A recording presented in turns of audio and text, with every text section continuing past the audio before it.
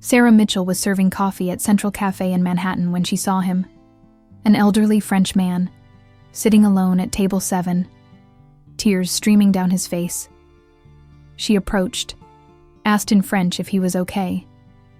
He looked up, shocked, started telling his story.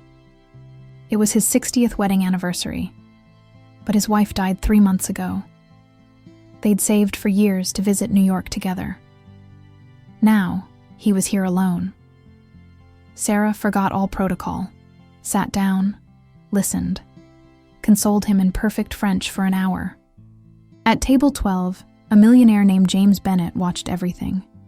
He couldn't believe his ears. Sarah's French voice was identical to his daughter Emily's. Emily was in a coma in Paris. 6 months. The doctors said a familiar voice might wake her. James called Sarah over, placed a first-class plane ticket to Paris on the table. "Your voice is identical to my daughter's. The doctors say you might save her life." 24 hours later, Sarah was in Paris, sitting beside a 17-year-old girl in a coma, speaking French, telling stories, reading poetry. At 3 a.m., Emily opened her eyes. "I heard you in my dreams," she whispered. Sarah's voice had brought her back. The silence of Central Cafe in New York City was broken when waitress Sarah Mitchell approached the table where an elderly French man sat with tears in his eyes. What happened in the following minutes would change 3 lives forever. The man whispered that it was his 60th wedding anniversary, but his wife had died 3 months before. Sarah, forgetting all protocol, sat down beside him and began to console him in French so perfect that the entire cafe fell silent. At table 12, James Bennett, real estate millionaire, stopped reading his contracts. That French voice was identical to his daughter Emily's, who had been in a coma for 6 months at a clinic in Paris. When the elderly man left smiling, James called Sarah over and left her a first-class plane ticket to Paris. The note said, "The doctors say a familiar voice could wake her up. Your voice is identical to my daughter's." Sarah looked at the ticket with trembling hands, realizing that this chance encounter in the cafe was about to drag her life toward a destiny she had never imagined. Central Cafe on 5th Avenue breathed the golden atmosphere of a New York afternoon when Sarah Mitchell began her 4 o'clock shift. 27 years old, a graduate in French philology from Columbia University, but forced to serve coffee. To survive after her parents' deaths, she hid dreams bigger than her waitress salary behind the blue uniform. An elderly man entered shortly after 5. 75 years old, wearing a beige overcoat that couldn't hide the deep sadness in his eyes. He sat at table 7, the one by the window, and ordered coffee in a barely audible voice. Every few minutes he looked at his watch, caressed a photo in his wallet, and murmured words in French. When Sarah brought him his second coffee, she found him staring fixedly at the street with tears streaming down his wrinkled cheeks. Without thinking, she abandoned English and asked him in perfect French if he was all right. Henry looked up abruptly, surprised to hear his mother tongue pronounced with the Parisian accent that only someone who has lived in France can have. The man began to tell her about his wife Colette, who had died 3 months before, precisely on what should have been their 60th anniversary. They had saved for years to come to New York together. She dreamed of seeing Central Park. She had learned some phrases in English to impress the waiters. Now Henry was there alone, trying to honor their shared dream. Sarah completely forgot professional protocol. She sat at the next table and listened to Henry talk about Colette, her green eyes, her passion for Spanish literature, the sweet way she pronounced New York with a French accent. The waitress responded by sharing memories of grandmother Madeleine, who had raised her during Parisian summers, teaching her that perfect pronunciation that was now consoling a broken heart. The dialogue lasted a full hour. Other customers waited. The manager glared at her, but Sarah continued talking with Henry in French. She described the New York that Colette would have loved. She recommended Central Park at dawn, Chelsea Market, the alleys of Greenwich Village where love seems suspended in time. When Henry finally stood to leave, He seemed like a man reborn. He hugged Sarah, thanking her for allowing Colette to be present through her words, for transforming an anniversary of pain into a moment of peace. At table 12, James Bennett had witnessed the entire scene without being able to concentrate on his million-dollar contracts. 42 years old, worth $900 million, but above all, a desperate father who for 6 months had been watching over a daughter in a coma at the hospital in Paris. What had struck him like lightning was the timbre of Sarah's voice when she spoke French, identical to Emily's. James called the waitress over after Henry left. He showed her the photo of a blonde 17-year-old girl and explained that Emily was in a coma after a traffic accident, admitted to Pitié-Salpêtrière in Paris. The doctors had said a familiar voice could help her wake up. He took out a first-class plane ticket to Paris for the next day and placed it on the table along with a blank check. Sarah's voice was so similar to Emily's that it couldn't be coincidence. It had to be destiny. Sarah spent the night awake in her studio apartment in the East Village, staring fixedly at the plane ticket to Paris. Part of her said that following a stranger to France to talk to a girl in a coma was pure madness. The other part, the one that still believed in miracles, whispered that perhaps the moment she had waited for all her life had arrived. At JFK Airport, James was already waiting for her at the boarding gate, elegant, but with the eyes of a father who hadn't slept in months. During the flight, he told her about Emily, a brilliant student of French literature on exchange at the Sorbonne, when a drunk driver ran a red light, changing everything in a second.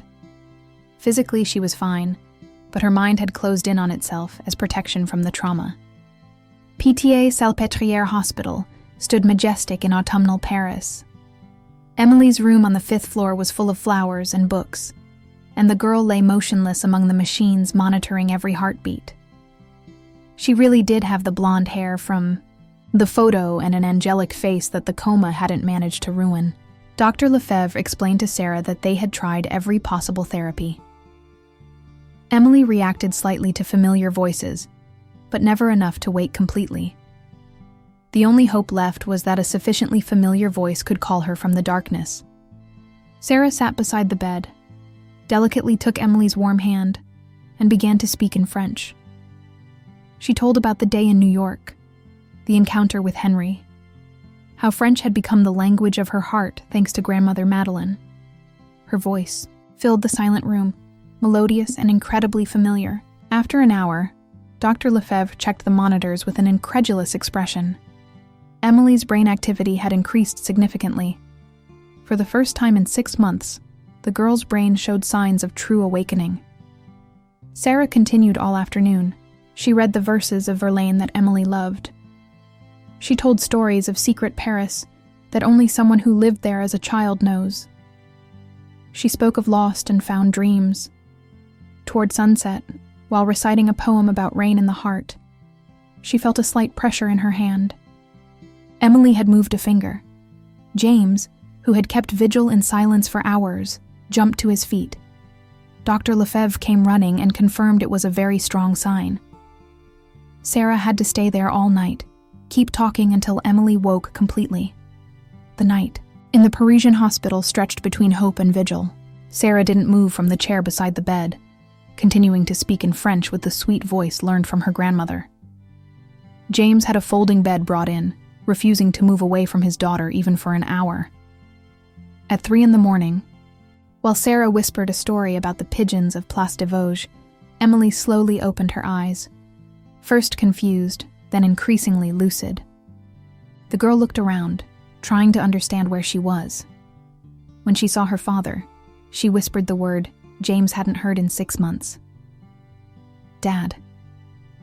Her blue eyes then rested on Sarah with curiosity mixed with recognition.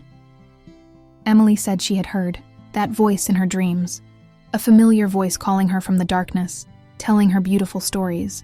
She had dreamed she was a child in Paris, that she was walking along the Seine with someone reciting poems to her. In the following days, while Emily recovered completely before the incredulous eyes of the doctors, James revealed his plans to Sarah. He offered her a prestigious job at his interpretation company the chance to study at the Sorbonne, a future that would finally realize her linguistic talents. Sarah initially refused, saying she had only done what she should do.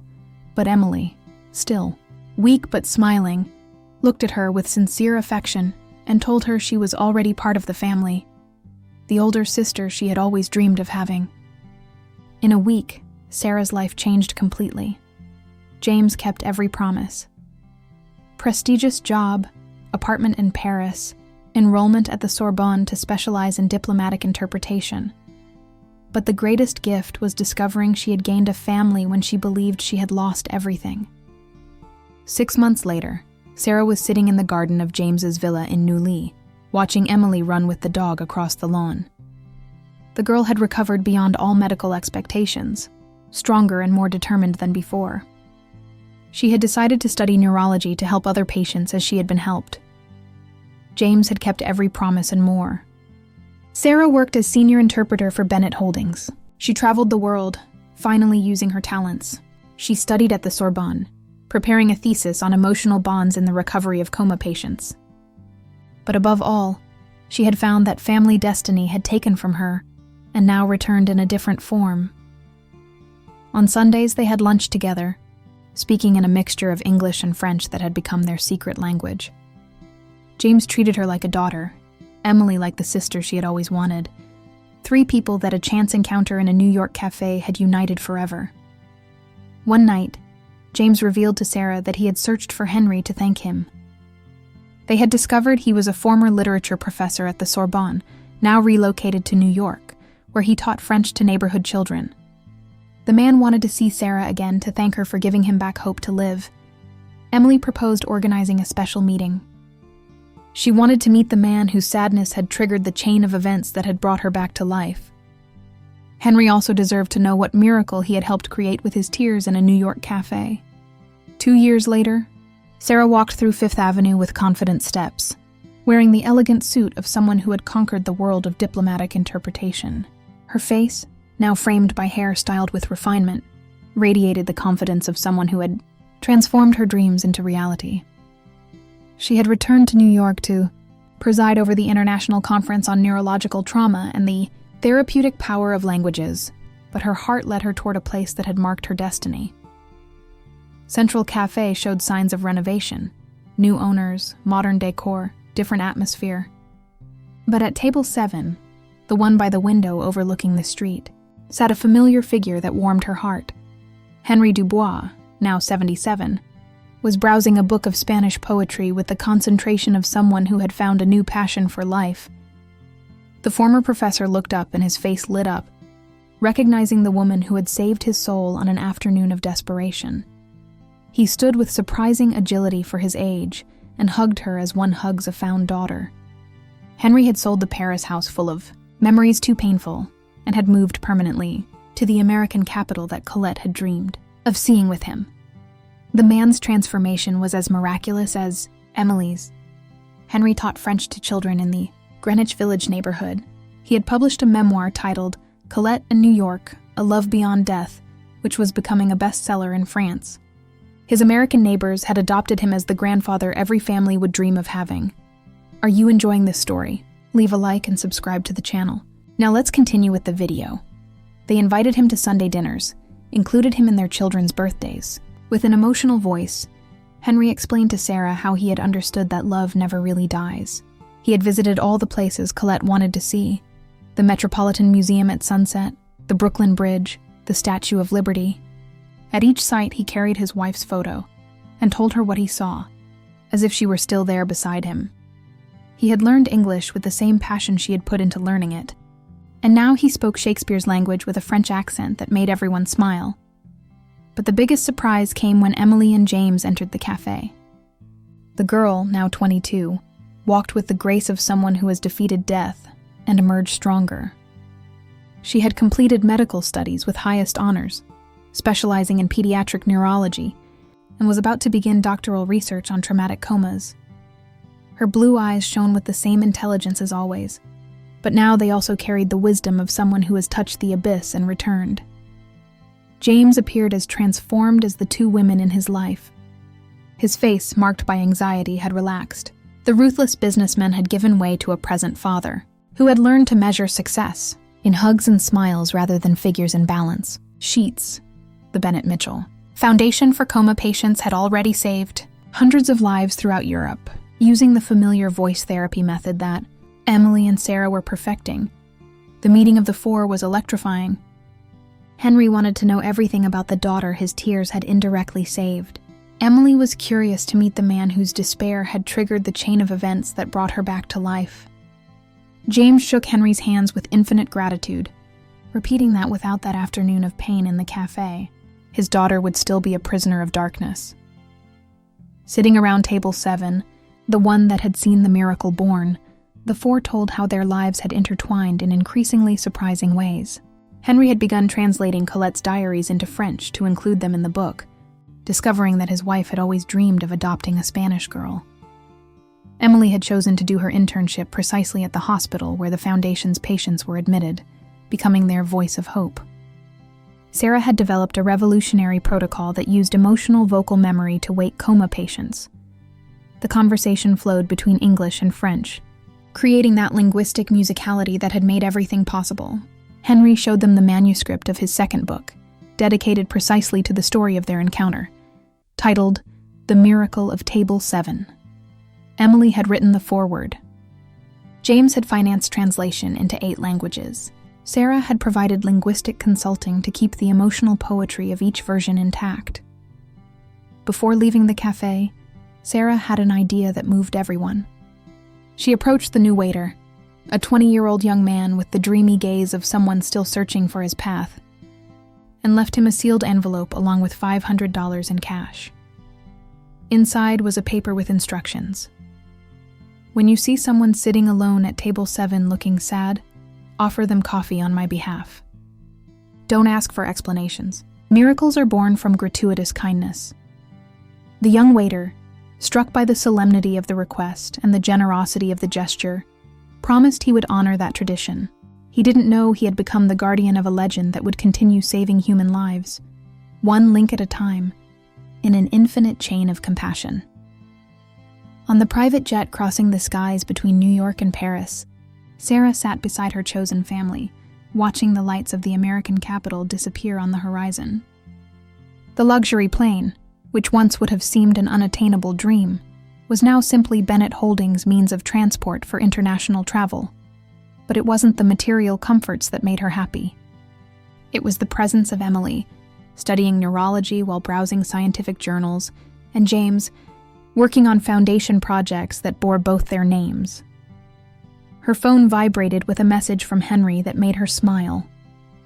The former professor recounted having met that afternoon a young Brazilian waitress who had helped a lost German tourist. The girl spoke 4 languages and dreamed of being a diplomat, but worked in a restaurant to pay for her studies. Henry had told her Sarah's story, had seen her eyes light up with hope, and had thought the magic circle kept expanding. Emily looked up from her books and smiled at the older sister Destiny had given her. The girl had developed a revolutionary technique called the Mitchell Protocol, which used voice recordings in foreign languages to stimulate the awakening of coma patients. The results were so extraordinary that hospitals worldwide were asking to implement the method.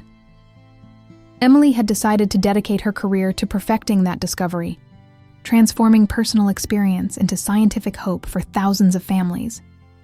James closed his laptop and joined the conversation.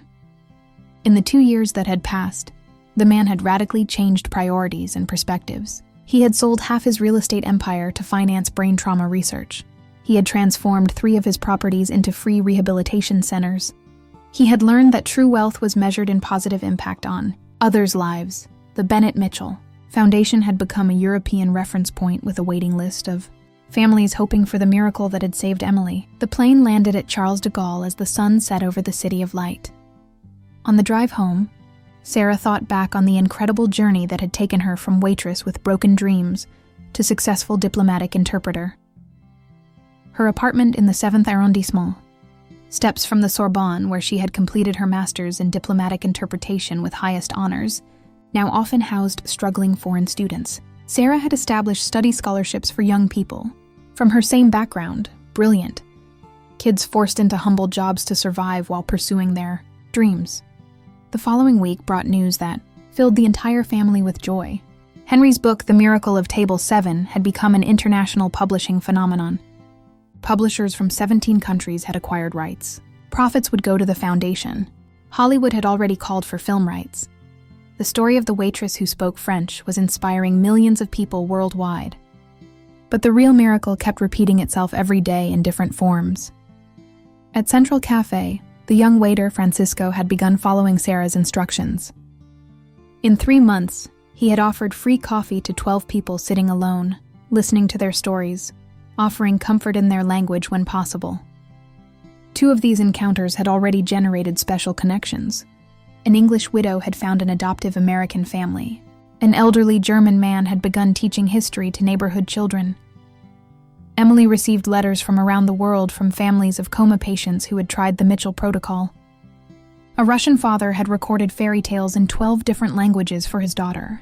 A Japanese mother had learned French to speak with her son who was studying in Paris before the accident. Awakening rates were increasing 300% in hospitals using the method, and Emily was documenting every case for her doctoral thesis. James had received an unexpected call from the Vatican. Pope Francis wanted to meet the family that had transformed a moment of despair into a worldwide network of hope. The private audience was scheduled for the following month, and the pontiff wanted to officially bless the foundation as a modern work of mercy. On the anniversary night of their first meeting at Central Cafe, the 4 gathered for dinner at the villa in Neuilly. Henry had traveled expressly from New York, bringing the manuscript of his 3rd book, dedicated to the stories of secondary miracles generated by their encounter. On the table were thank you letters from every continent, photos of awakened patients, testimonies of lives changed by the example of their story. Sarah raised her champagne glass for the annual toast that had become tradition. But before speaking, she looked each of her loved ones in the eyes, seeing reflected the miracle they had created together. Henry, who had transformed mourning into a life mission. James, who had discovered that giving is worth more than having. Emily, who had made her rebirth a scientific hope for others. And herself, who had learned that every word spoken with love can save a soul. Outside the window, Paris sparkled with its 1,000 lights, each representing a life, a story, a possible miracle waiting to happen. Somewhere in the city, perhaps at that moment, someone was performing an act of kindness that would change the course of events. The world was full of Sarah's serving coffee, of Henry's crying in solitude, of James's desperately seeking to save those they loved, of Emily's fighting to return to the light. The night's last surprise came when Francisco, the young waiter from Central Cafe, called Sarah on video call. Behind him could be seen table 7, where sat a woman about 40 years old with a 6-year-old boy. Francisco explained the lady was a Syrian refugee who didn't speak English. Her son had been traumatized by war and had been selectively mute for 2 years. Francisco had offered them free coffee. He had called a friend who spoke Arabic, and for the first time in months, the child had smiled hearing a familiar voice. Sarah ended the call with tears in her eyes, realizing the miracle had never ended. It was only the beginning of a silent revolution made of small gestures multiplying infinitely, changing the world one person at a time. That night, as she fell asleep in her Parisian bed, she heard grandmother Madeleine's voice whispering to her in French, "Les miracles ne s'arrêtent jamais, ma chérie. Ils ne font que changer de visage." And indeed, miracles never stop, they just change faces, waiting for the right moment to touch the heart of someone who knows how to recognize them and has the courage to make them grow. Give it a like if you believe every act of kindness can change a life. Comment telling the moment that moved you most. Share to honor those who help strangers without asking anything in return. Subscribe for more stories of everyday miracles and intertwined destinies.